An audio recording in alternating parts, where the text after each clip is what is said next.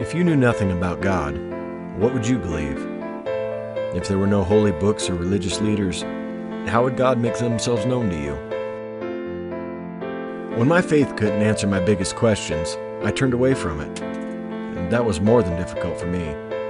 I'd been indoctrinated by the church, so much so that leaving it ripped a big hole in my spirit. But I knew there had to be something bigger. In my darkest hour, I severed my ties with the God I knew, and for a very short time I believed in nothing. I felt betrayed by the one thing that most defined me.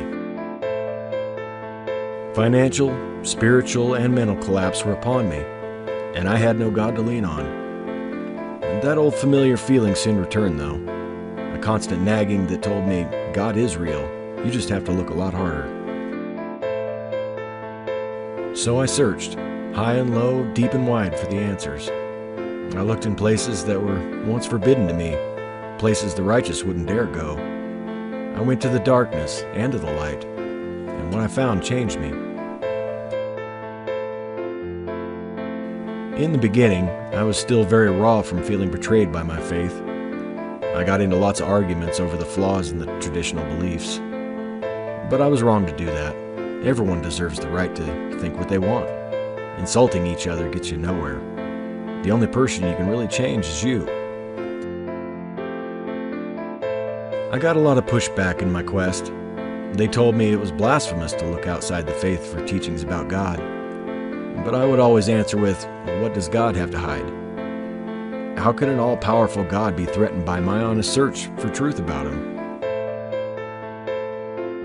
I started with a core understanding that God was like a parent, the perfect parent. And from there I began to form a better perspective on the divine. Would a good parent throw their child into a fiery pit for all eternity for making mistakes? No, they wouldn't.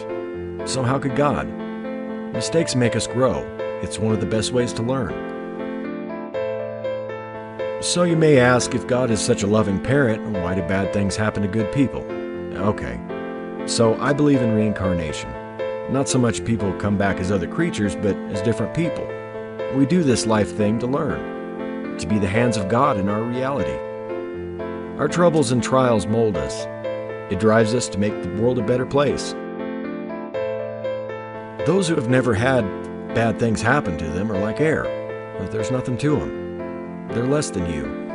They're sometimes negative souls which have no blueprint for life, no set obstacles, because they have no desire to learn.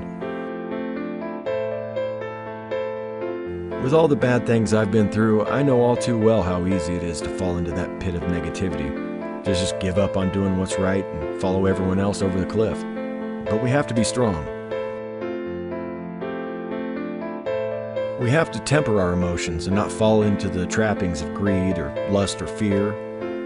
Think of negativity as a sin. When you become angry or sad, remember not to become a slave to your feelings. I'm not saying you have to become an unfeeling robot. Just keep negativity in check. We should all be angry about injustice or lies. Just don't allow yourself to become outraged, because we don't make good decisions in that state. And sinking into deep sadness can destroy us. Instead, live in the high energy. You are a child of God, and you're far more powerful than you realize. Keep watching, and I will prove it to you. If we all become a beacon of light, the darkness can't survive. So what did I learn about God on my path? I learned that God is so much bigger than anyone has ever thought, and we are a piece of them. So be encouraged. You're not weak.